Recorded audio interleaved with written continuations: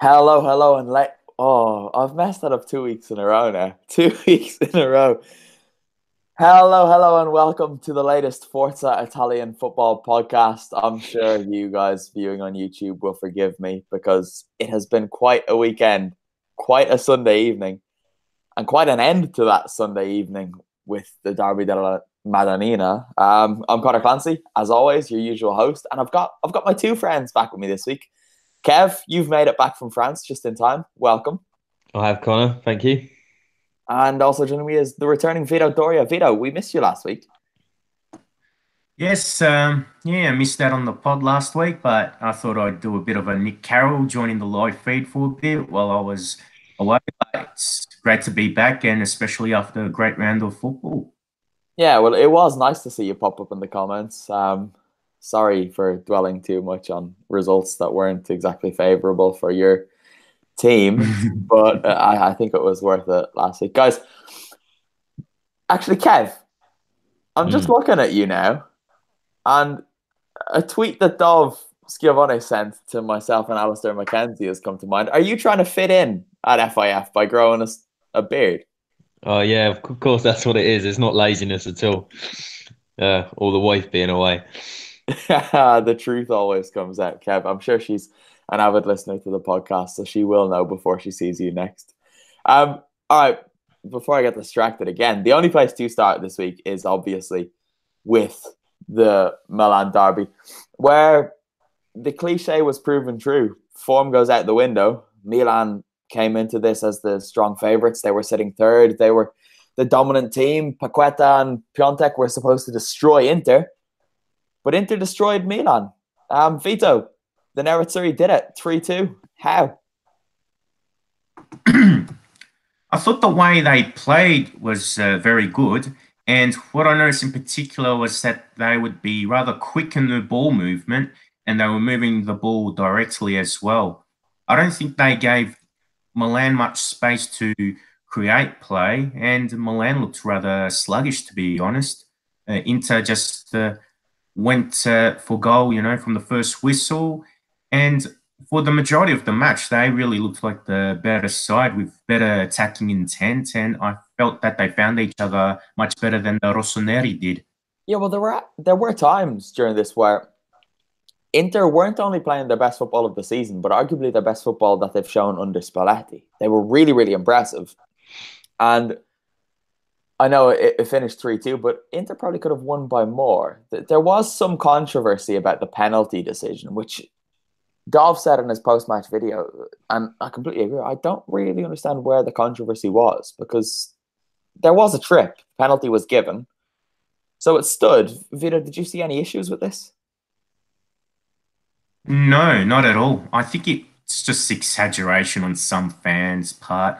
Perhaps it's just the Rossoneri fans being a bit disappointed that they conceded the penalty in the manner that they did. But I thought Castillejo tripped Politano. It was more than fair to give the penalty.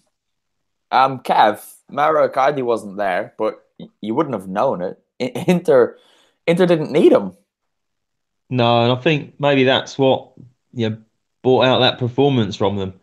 They've been struggling of late, but Martinez looks to be feeling a bit of a void up top, and you just wonder it was the it was the time for them to show that they can live without him. It really was because it's been such a circus there lately, and it's all Icardi's doing. The reason that it is a circus, and one of the many many pre-match features we had go up was from Tom Probert. I think wrote this one, looking at a tale of two captains, or in Inter's case, their ex-captain, and how the contrasting forms of Alessio Romagnoli and the situation surrounding Icardi could have shaped this game. It didn't, and a large part of that is because of Lautaro Martinez, Vito. And what strikes me every time I see Lautaro is more than his ability as a player, because he is lacking in some elements, but he just seems so intelligent, so clever, and he's still just starting in European football, but he looks like he could go a really long way. He looks like he has that all-round presence, whereas Icardi is more your traditional poacher. I thought Martinez is grown in confidence, especially becoming a starter, and he's not always going to be performing week in, week out at this stage of his career. To take the penalty like he did shows that he's got great confidence in himself. And just this overall play, I think it helps Inter to be more fluid and there's more collective work as well. Whereas when Icardi was around, uh, the team was more or less built around him and his finishing ability. It might be too easy, Kev, to get carried away with this win because Inter's form lately hasn't been good.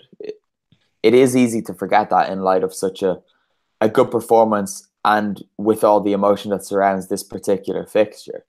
But I don't know. There's just something about Inter without Icardi, isn't there? They're not limited to that number 9 who scores goals and doesn't do too much else. I know his game has improved in recent seasons, but he is there to score goals. Lautaro, as Vito pointed out, does a lot more. No, I think what we've said in previous weeks about Inter lacking many individuals that you'd maybe take in other top European sides. And Icardi would be the one, or certainly one of the few. Whereas without him, they're kind of starting to develop that sort of team cohesive sort of unit. Just sort of chipping away at learning to live without him. Yeah, we did. Matthias Vecino has been someone who kind of frustrates. For me, even not being an Inter fan, he's frustrating to watch because sometimes he looks very good, but more often than not, he's not very useful and he kind of gets in the way. And I thought it was quite funny after the game. He said that Inter's consistency or inconsistency isn't acceptable, that they need to find a solution to this problem. And I think a lot of that problem will be solved if he himself just found some consistency. What do you think it is about Vecino? It's because it's not even really just him, Kev, is it? It's a lot of those Inter midfielders blow hot and cold so regularly. We've seen João Mario be an outcast to them being a star for 3 weeks to now being on the periphery again. Borja Valero hasn't done it. Brozovic blows hot and cold. Gagliardini blows hot and cold too. So is it systemic? No, I think that is the brunt of why they aren't good enough, or why other top sides wouldn't take them. It's that inconsistency. The talent's there, but with a lot of players, the talent's there, and actually, what makes them top level players is doing it consistently. 3 out of 4 games, or at that level, you can afford to have the one sort of off game, but not so many players that sort of have that inconsistency. I think just hasn't helped Inter. No, for sure. On the other hand, then let's go to Milan, the red half, I suppose. Bakayoko, right? We'll start with a positive because he was still quite good. Vito, they lost. He got his first goal in Serie A, and he impressed. Yeah, he's a good ball winner, good passer, and I thought probably in the second half he was better because Milan were attacking a bit more, so he could add a bit more to his game. And I was happy that he scored actually because he has improved since joining the club, and yeah, he pretty much had to carry the Milan midfield today because Paquetá looked out of shape. Kessie wasn't at his best, and then Souza was anonymous in that first half, and he wasn't that much better in the second. Yeah, You have to be disappointed as a Milan fan, though, if Bakayoko's your best player in the derby. I see what you mean, but that's also a bit harsh because Well, I think it highlights how little the rest of the team is doing attacking wise. yeah, attacking wise for sure, but derby games do tend to need players like this to kind of grab it by the scruff of the neck. I think he did his job; everyone else let him down. So Suso is one of those. Is anyone even surprised anymore that Suso fails to show up when it really matters? No, It's No. it's beyond so a joke patchy. now, isn't it? And there are still these Milan fans you see who defend him till the very, very end. But he is so frustrating. His biggest involvement in the first half was kicking the ball at Kessie, which led to, I think it was the opening goal, right? And Kev, Is there any sign that he can improve, or is he always just going to be this player? No, I think he's always going to be that player. God, I must have wrote a piece on him a good couple of years ago, just after he joined, just saying that that is why Liverpool got rid of him because he was there when Coutinho was there. They were similar age, similar types of players. That you could argue there's a slightly more quality on Coutinho's side, but he was doing it week after week after week. You would see flashes of brilliance from Suso, which we do see. Take the Derby last year or maybe the year before, but it's just too inconsistent again. It's just, it's so annoying because he does have these moments where you think, okay, you clearly have ability. What's the problem? And there was that stat that I dragged up a couple of weeks ago about him being amazing in the first half of the season and then not in the second. And do you think it's a thing about stature? Are Milan just a step above where he should be? If he was at a team who were expected to finish between seventh and 10th, would he be idolized or would he still be inconsistent? That's a difficult question regarding, is Milan a step up from where he should be? I would say Milan now aren't, but if it was the Milan that were consistently challenging for, Milan have this thing about the stature of the club isn't necessarily representative of how they performed in the last few years. So he was exactly the type of player that Milan needed to go for when they signed him. Hmm. It's now if they're gonna, if you're gonna get regular Champions League competition because you've got these four places for Italian sides, now maybe should Milan be shopping in in a different market. Yeah, well, when they signed him, they were that team, right, between sixth and 10th. And now they are very much expecting to finish top four every season. So I do think it is probably time to call it a day for him there. Vito, Paqueta and Piontek were bigged up as being the Interslayers in this derby, but you could be forgiven for forgetting they were even on the pitch. Paquetá looked very lethargic and he did not look as influential as he could have been. And then Piontek in particular, he looked very closely marked and he was pretty much shut down by Milan Skriniar. So it was only when Milan started to attack towards the end of the game where Piontek might have had a sniff at goal. And then he had this great chance when he stuck out a leg and he side-footed the ball with the outside of his boot, and it would have been a wonder goal if it went in. Other than that, he just was denied space that he usually manages to find. Yeah, is it harsh to criticize Piontek given that it is Suso's job to feed him and Çalhanoğlu's job to feed him, and he did have De Vrij and Skriniar marking him quite closely. So should we be giving credit to those two and pointing the blame at Suso and Çalhanoğlu, or Absolutely.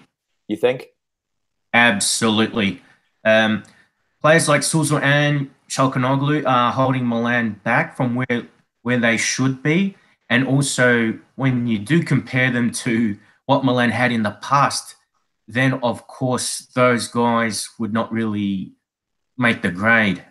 Skriniar and De Vrij, the top defenders in their own right. De Vrij probably has had some issues adapting at Inter, or he's not performing as consistently as he did at Lazio, but he can still defend. He's still a top defender. More than anything with Piontek, he is a striker first and foremost. He is one of those guys that can be in the right place at the right time, but at the end of the day, strikers, doesn't matter if they're mobile or not, they need the proper service. And Suso and Çalhanoğlu let Piontek down more than Piontek had let himself down. Kev, before we get onto the big juicy drama to emerge from this derby, a question is coming from Filippo Cacamo. He wants to know, what does this win do for Spalletti's job security? Does it nullify the Europa League exit? I was going to say you hope not, and I don't mean that sort of anti-Spalletti. It's just that the season hasn't really been a roaring success for Inter, and I think if they're serious about challenging for a title, it doesn't look as though Spalletti is going to be able to get it out of this team. If you're going to make significant investment, would you give him that money? And there are some other high-profile options on the table. So I think his future will be up in the air right up until the summer. I do think people often make the mistake of drastically changing their opinions on individuals based on one game, right? And I think derby wins can happen. They're exciting, but I don't think people should be getting excited about Spalletti as a result of that, because the sample size of Spalletti performances at Inter is big enough now to say we know what he does, and this derby performance is probably the exception that proves the rule rather than being the rule itself. But let's get on to the juicy beef, shall we? Frank Kessie and Lucas Biglia were going at it on the bench, guys. There was just after Kessie came off for Andrea Conti, there was a camera shot that went to the bench and it showed Kessie fuming, being held back by 4 teammates. And let's be honest, it would take 4 to stop him. And it was unclear at first what or who his anger was being directed at. It became clear that it was Lucas Biglia sitting in front of him, beside Diego Laxalt. And then halfway through it, Biglia turned and said something else. Laxalt kind of told him off, and Mattia Caldara leaned over and had a go as well. So Biglia's obviously said something pretty bad here. I know after the game, the official line is that Biglia told Kessie to be more professional, or to show some respect, because it was disrespectful to Conte and to his teammates. But then Gattuso came out and said that he would allow the 2 players to explain the situation, and that if he had heard what Biglia said, he would have intervened himself. So do you reckon there's something more to this, Kevin? Maybe the truth of what was said is going to come out in the next couple of days, because if Biglia just said you need to show respect, I'm not so sure Kessie would have reacted quite as angrily as he did.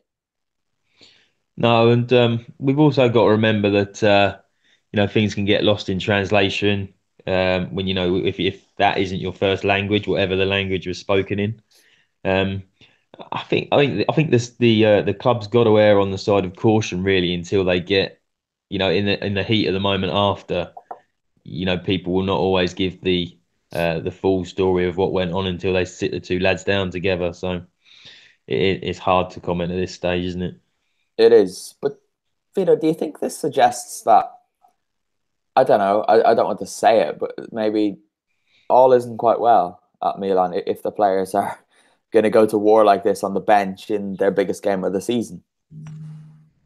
I'm sure that the emotions of the occasion probably got to the 2 players. So when there's so much drama, adrenaline, and there's a lot on the line, then perhaps people, not just footballers, just get carried away with things. So until we know what the full dialogue was, or the majority of it was, it's very hard to assess it. I'd like to think that it eventually be water under the bridge, but yeah, sometimes it also reflects on the pitch, and you don't want to lose a derby. It's probably the game that, out of all games, you do not want to lose at all. It doesn't matter if you're playing the Milan derby or any other one. We've been asked in the live stream, why are you doing a live stream at 30 minutes past midnight? Well, 2 of us aren't. I'm doing a live stream at 30 minutes past 1 a.m. And Vito, what time is it where you are? 11:30 Monday morning. There you go. So the simple answer is we aren't. The more difficult answer is this is the easiest time to get us all together. And we're completely committed to the FIFpod, obviously. It's a worldwide podcast. It is a worldwide podcast. I've just seen our friends at Milan Weekly Pod have just shared the podcast as a must listen with a link to the live recording. So sorry for all of the disappointed Milan fans that are coming to us right now, but I don't think we were too harsh on them, were we? No. I think we just had to tell it as it was. I think so. We'll end the derby chat then with the first comment that came in, which was Milan is black and blue. Sorry, Rossoneri fans, but this evening it well and truly is. Where should we go next? The big game that no one really cared about, I guess. Kev, Genoa brought it end to Juventus's unbeaten run. Their dreams of a second unbeaten season in recent years has come to an end, and no one really cares, do they? They don't, but also they seem to have this habit of struggling against Genoa. It's strange, isn't it? Because Dov was at the game for us. Hashtag FA up the games, obviously. And he was saying in his post-match video that this is the first time Genoa have gone unbeaten in a season against Juve since, and then it was just 2011-12, which is quite recent Yeah. for one of Italy's smaller teams to one of the bigger teams. But it was big Goran Pandev and the unwanted castaway Sturaro who got the goals. Who would Yeah. have seen this coming? Yeah, and I saw some sort of a Juventus apologists saying about the Allegri changing the team around. But I thought when I actually looked at the team, I thought to myself, no, actually, other than Perrin, which is probably the sort of the one that stands out and probably the one that was in the biggest spotlight because he was going back to Genoa and obviously he is in goal when the goal's conceded. It was a pretty strong Juve side. Yeah, I think so. And I don't understand it.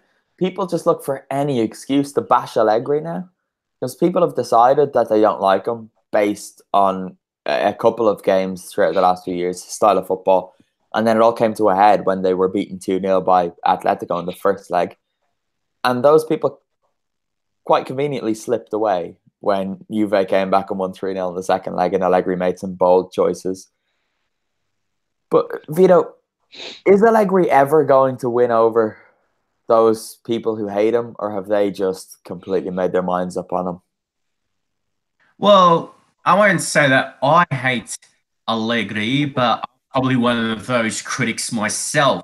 But I'm more or less just disappointed in him because he played at Pescara in the 80s and 90s like Gasparini. Gasparini stuck to his principles, and okay, he hasn't got silverware, but he's got his own style, and I think he's evolving as a coach, and he's helping Italian football evolve.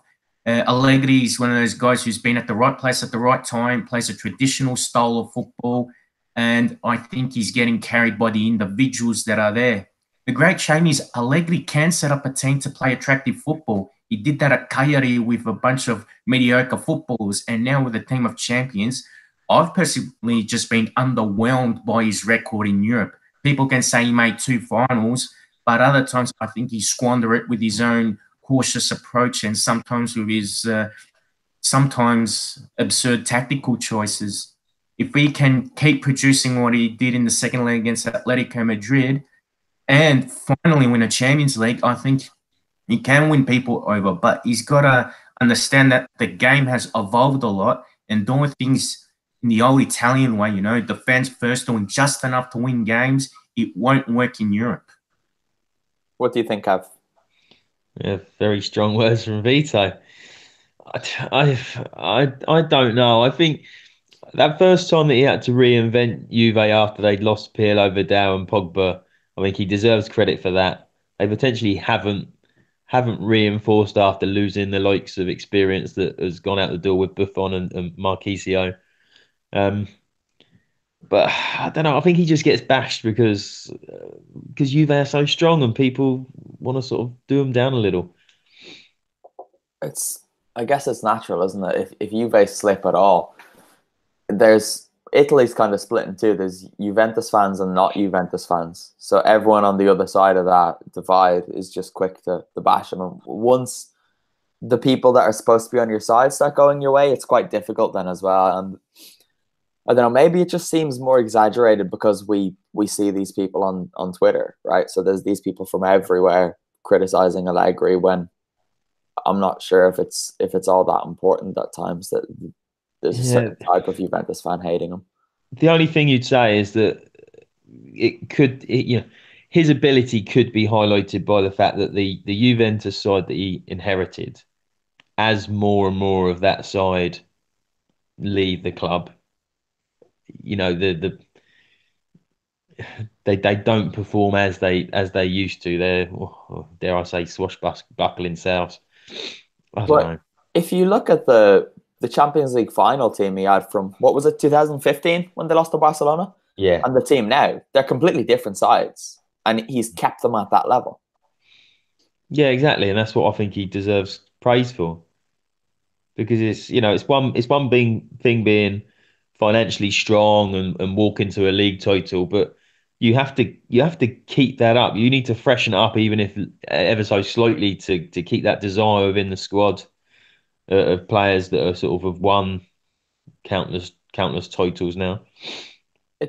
However, whatever you feel about the abuse of him, you can't help but feel that his time there has just kind of come to its natural end, right? This summer's there have probably been a couple of opportunities for him to walk away from the job. And however this season ends, if they win the Champions League, perfect for him to walk off into the sunset.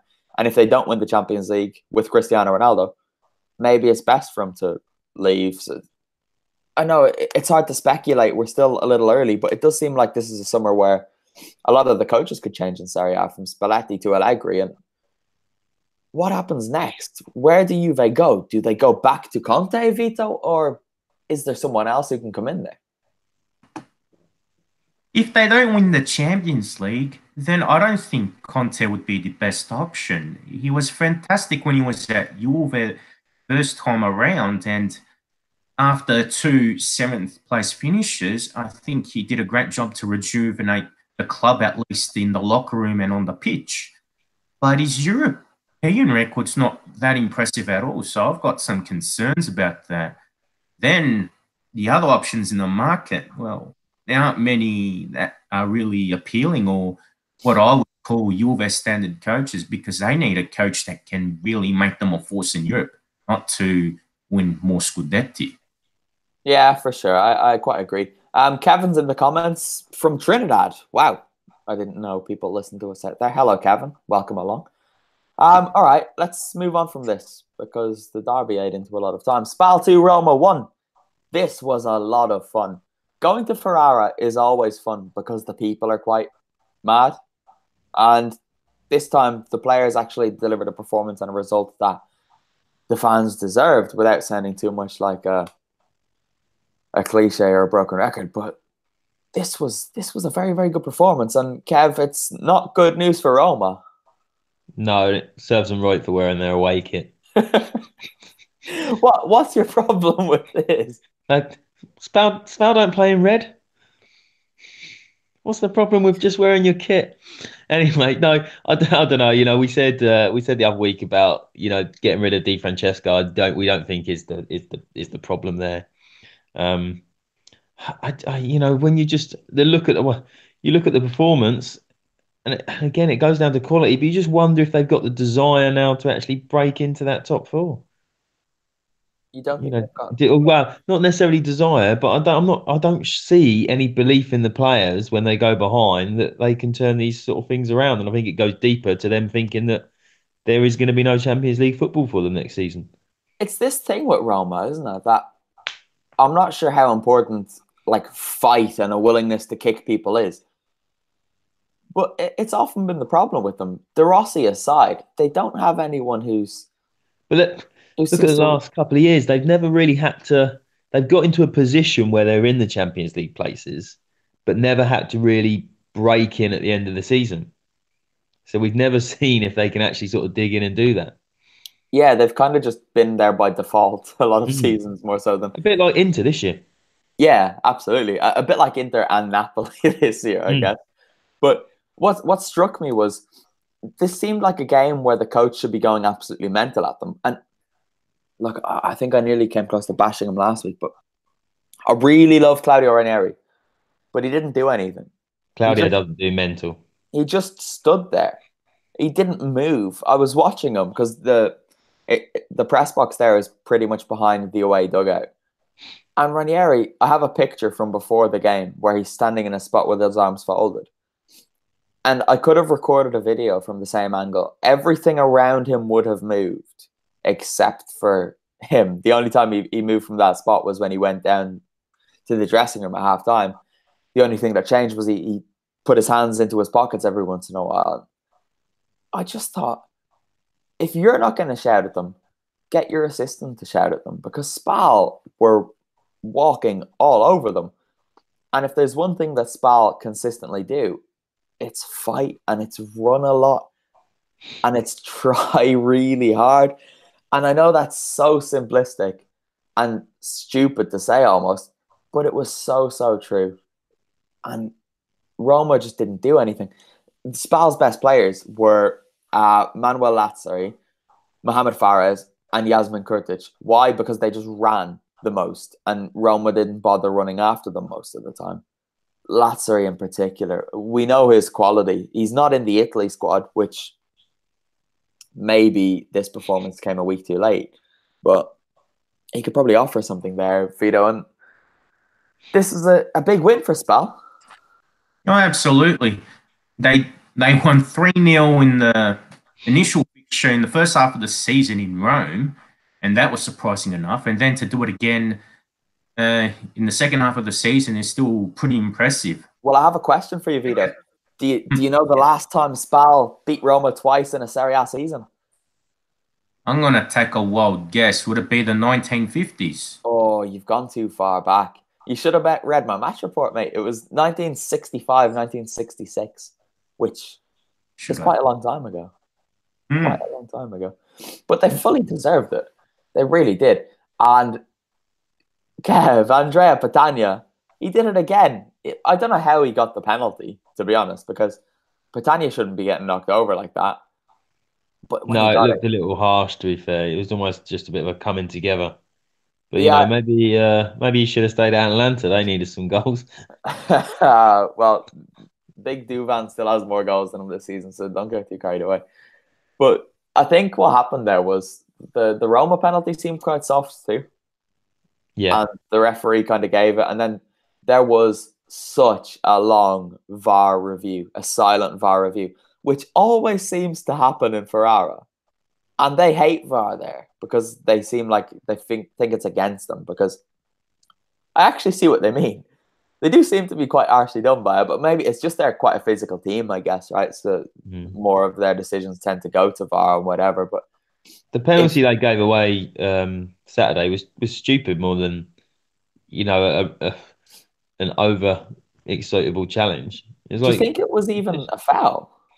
Well, I think there's no need to put your arm across the player running away from him. Dzeko's got away from him, so he's almost making a half-hearted attempt to sort of nudge him or maybe knock him off balance without being spotted, and you know, and Dzeko's going to play on that. I think any top-level attacker's going to play on that and get it, even with VAR now. Yeah, can we speak about Dzeko? Because he wasn't very good. His biggest contribution in the first half was falling over when there was absolutely nobody close to him.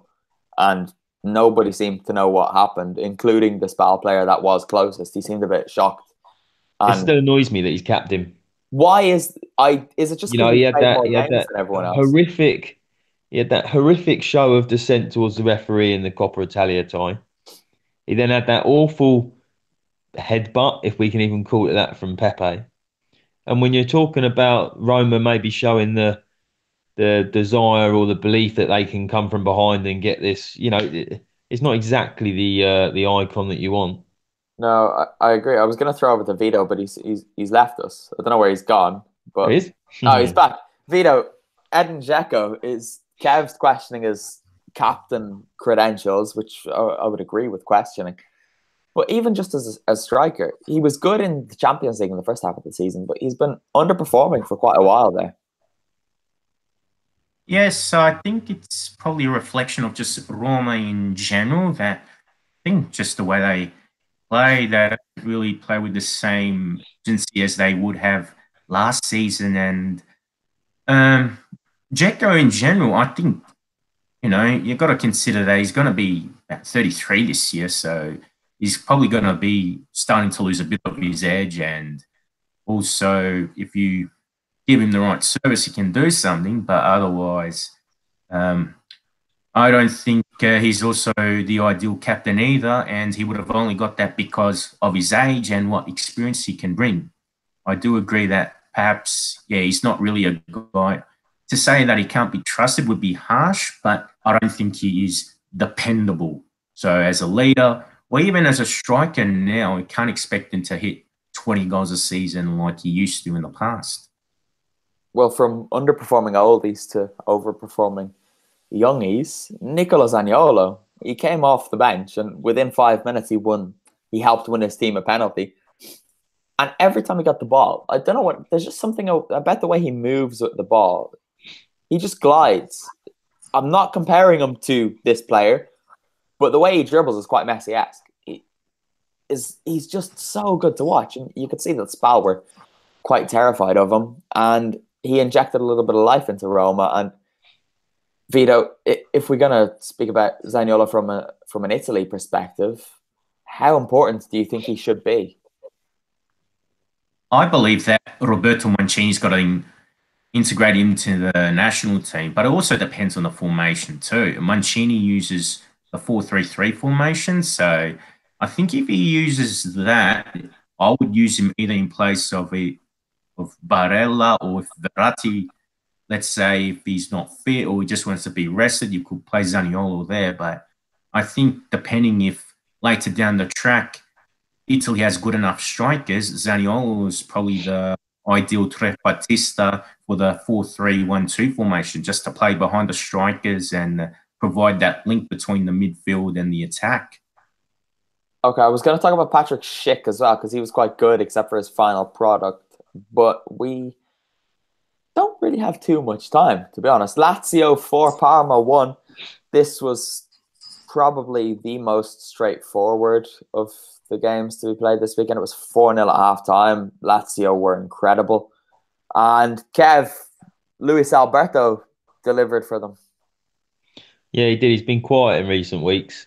Well, alongside Milinkovic Savic, but he took his goal well. He nearly got a hat trick towards the end. He whistled one just wide. I saw the highlights of this, but I don't know if you saw any more of the game.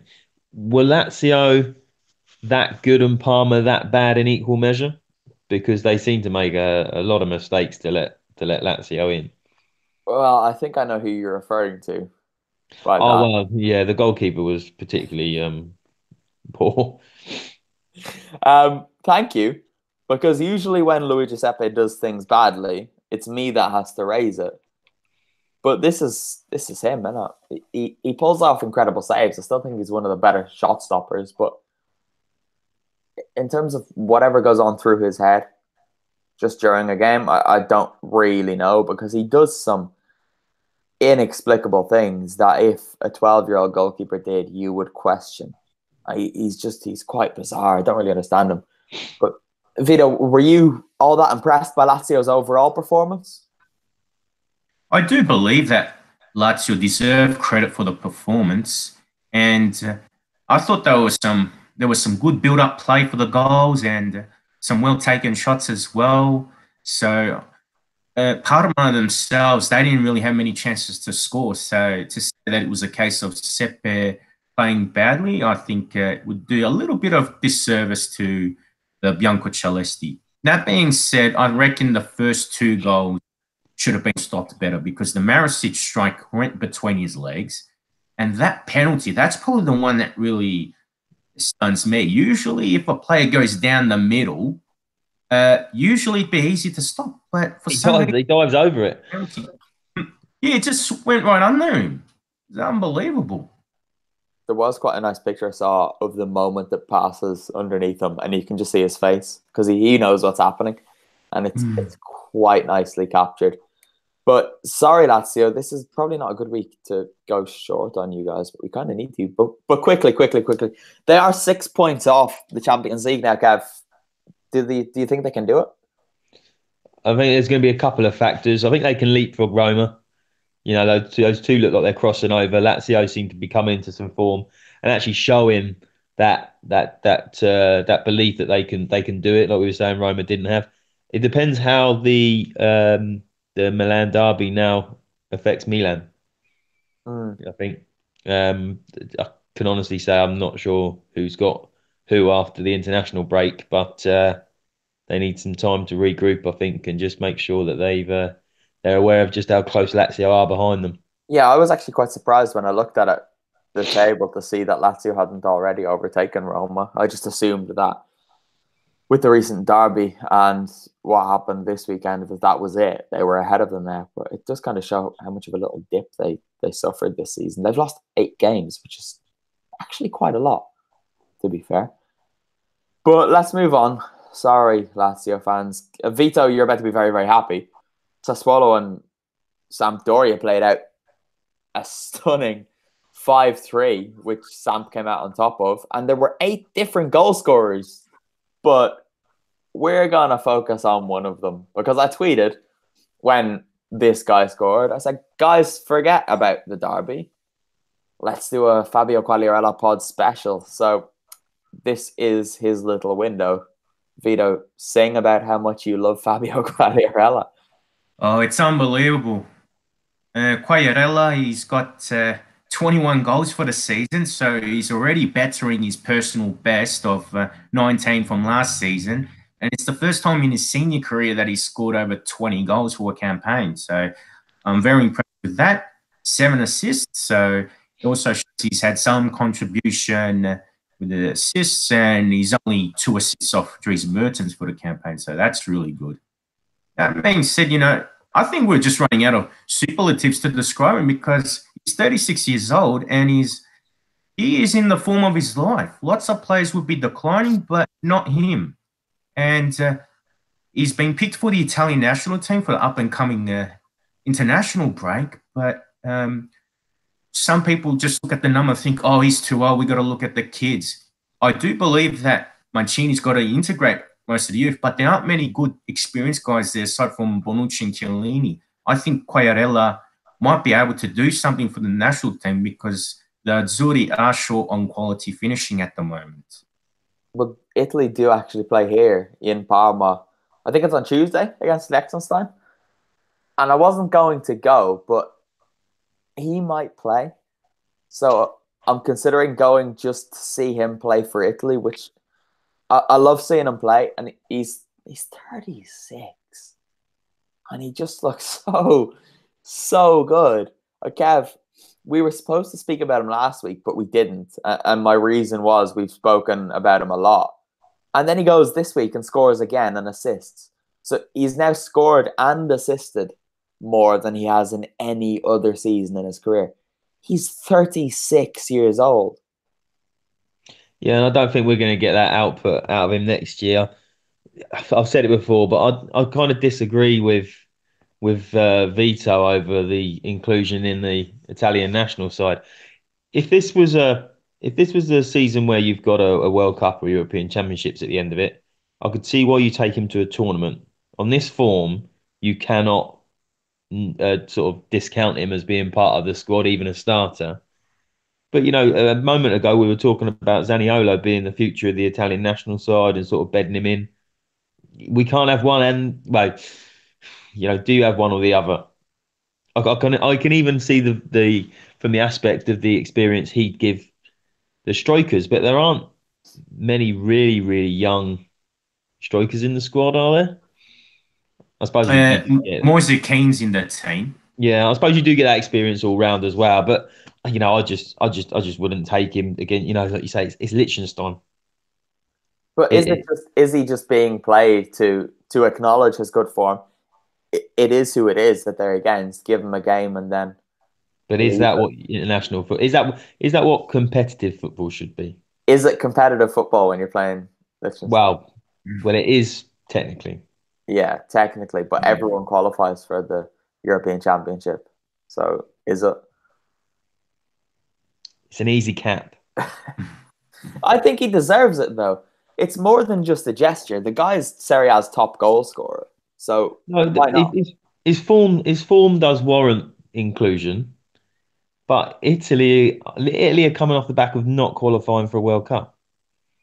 Yeah, so they have to be looking to the future. But they didn't qualify for a World Cup wherein they gave opportunities to the likes of, I don't know, like Belotti and Immobile and stuff. And it's not like there are other strikers who are banging. That's the main problem. Mario. What do we do?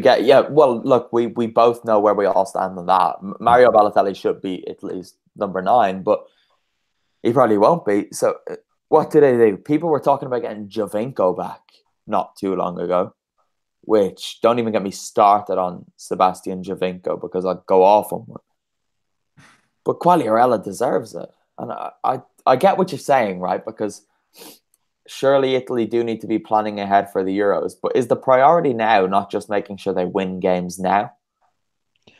Yeah, well, yeah, but this is also the other problem with this expanded Euros that was expanded, I think, at the last competition. I think 2016 was when that you've got like a 1 in 2 chance to qualify. I think there's now 53, 54 UEFA nations, and there's 24 qualifying places. It's like, if if a country with Italy's history and the quality of the National League can't qualify under those conditions, then they may as well pack up and go home. Well, Lockie S comes in the comments to say everyone qualifies for the European Championship. My country has never qualified for anything. Daniel Flego says Quagliarella is too old for the national team. I agree and hate you, Daniel. And everyone else is saying that, yeah, no, it's just those two guys again saying that they need to think about the future. But you said something about you don't think he can replicate this form again next season, Kev. But we said this last year, and he's outdone himself again. This is his best ever return. Yeah, and last season was his best ever return before this. So next year he's going to score 30 goals. I can't see it. I really can't see it. Okay, right. Be great if he does, because it'll be before European Championships, and then he'll go as Italy's number 9. Well, he might not have to go anywhere because there's going to be games all over the place. So he might just get to play in Rome. That would be fantastic. Okay, where to next? Napoli beat Udinese 4-2, but given Napoli don't really care about Serie A, we don't care about speaking about them this week. Carlo Ancelotti did say, though, that Serie A is good because it keeps us motivated for the Europa League. So Serie A is basically training for Napoli for the next couple of months, which is nice. I might not go to any of there. What wasn't for Udinese, though? No. It was for 15 minutes when they came from 2-0 down to being 2-2. But let's go to the bottom. Cagliari beat Fiorentina in the weekend's first game. This was a huge result at the time because it looked like it was a big step towards safety, but then kind of everyone won down there, so it wasn't as big as it first seemed. But let's speak about Fiorentina. Kev, there are problems there, and they don't look like they can just be scratched away by Pioli reshuffling things.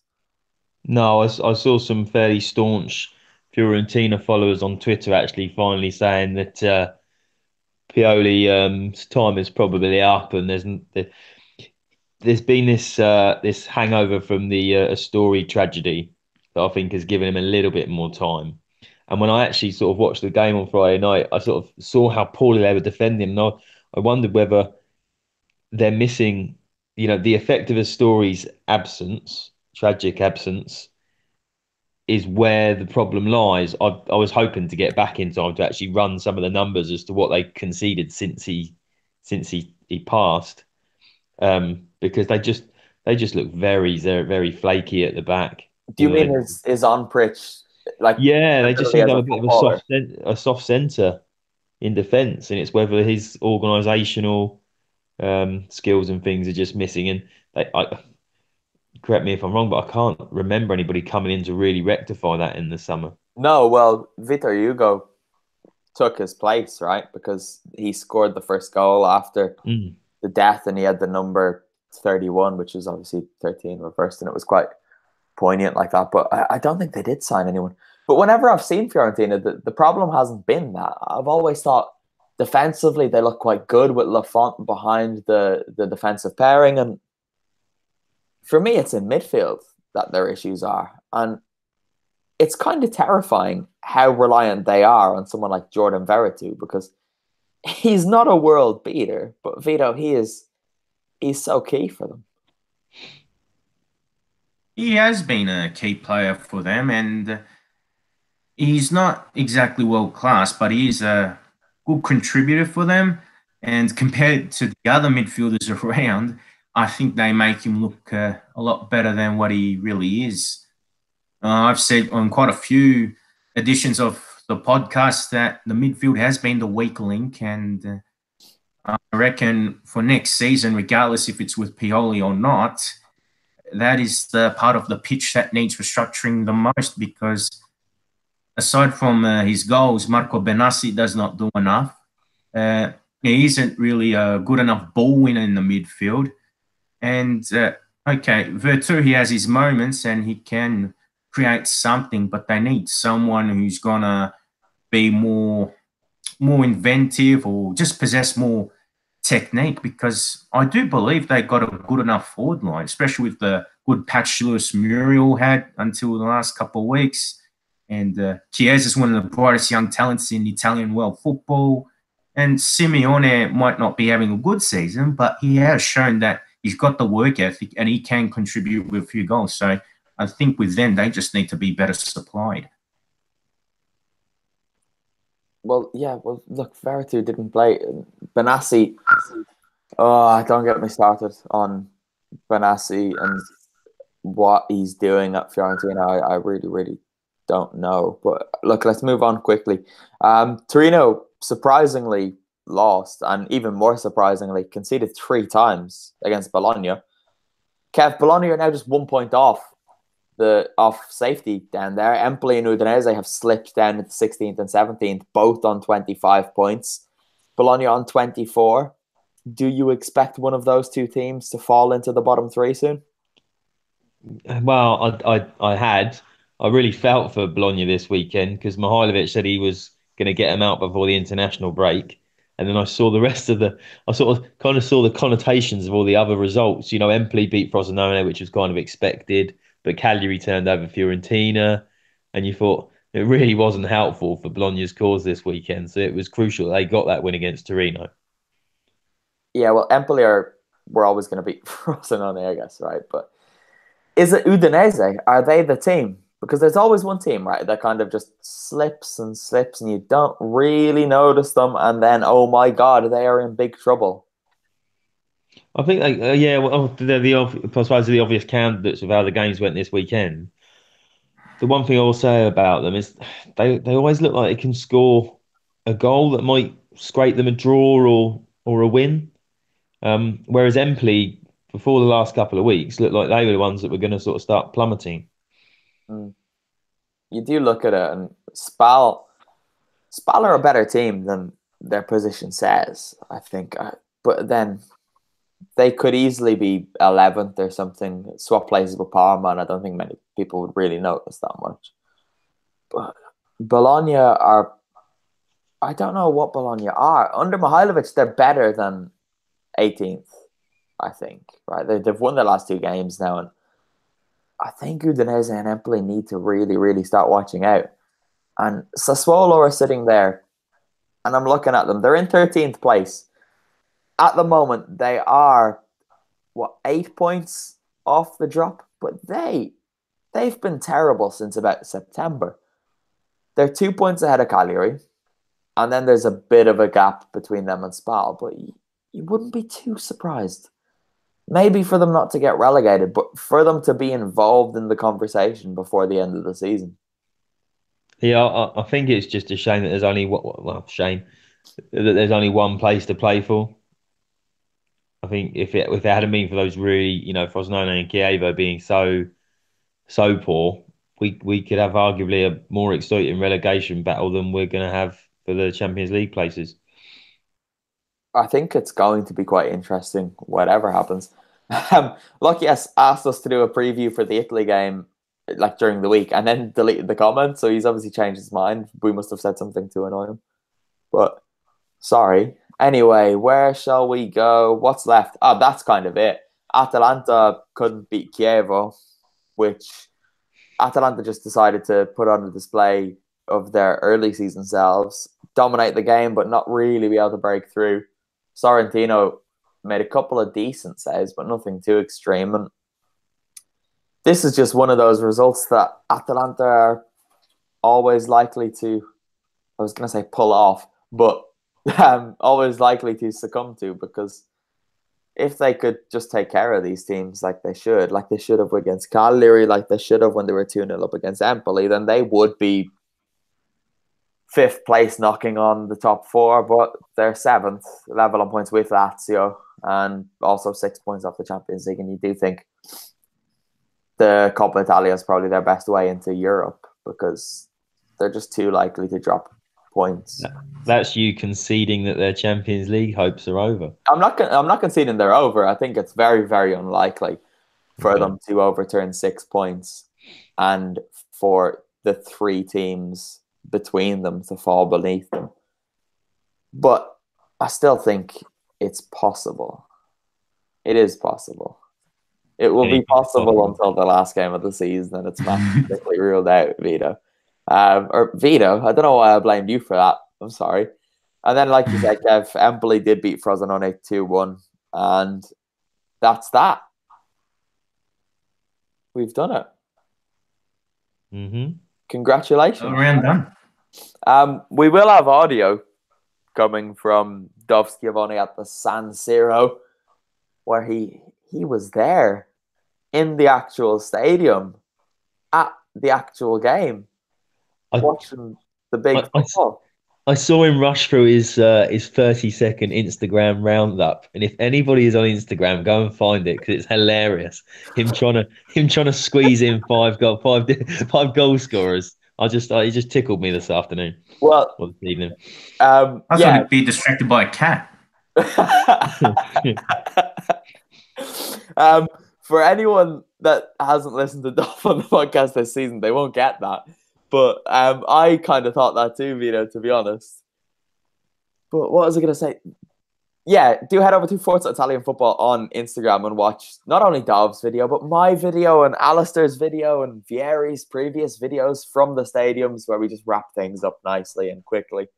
I managed to say Ferrara twice in my video this week, which was particularly pleasing when you're trying to squeeze as much as possible in and you double up on the city you're standing in. But it was fantastic. But the Dove thing, right? There were 5 goals today. And I remember when we started doing these quick roundup videos, the first game it happened for was me at the Artemio Franchi for Fiorentina 3, Sampdoria 3. And that was mad, that game. And I had said, we'll do them in under 30 seconds, blah, blah, blah. And then that game happened, and I think my video went on for about 45 seconds. And the boss was like, you need to cut that down under 30 seconds. And then when I saw his video published, I was like, right, I'm timing this. And you could just see him. He obviously had the goal scorers written down because his eyes kept glancing over, but he did well. He nearly tripped himself up a couple of times, but he got through. Credit to the big man, who is still actually at San Siro, I believe, wrapping things up at 2:10 in the morning. Or he's in the bar. No, the bar is closer to his house, so if he made it that far, he would have just gone home. And I need to speak to him on Skype after we finish this, so he better not be in the bar. It's going to be a late one, guys, so I'm probably not going to be bed till 5-ish, which is fantastic. But Kev, thank you for joining us fresh off the boat. My pleasure. Vito, thank you for joining us. No worries, glad to be back. And as I've said, head over to Forza Italian Football on Instagram. On Twitter, we're at Serie A FFC, and then we're back to normal on Facebook at Forza Italian Football, where we have all the games covered. We'll have the Italian games covered in some capacity. Dov's coming down to Parma to join me. He's going to the Tardini. I think I might be going too. We don't know. So yeah, head over to the website, ForzaItalianFootball.com. We won't be doing a podcast next week. Guys, we get a bit of a break. So to all of our lovely listeners, Inter fans will be happy with the outro music. And that's it. We'll speak to you all in 2 weeks. So this is the last time you will hear my voice. You'll be happy to hear for 14 days. So ciao for now.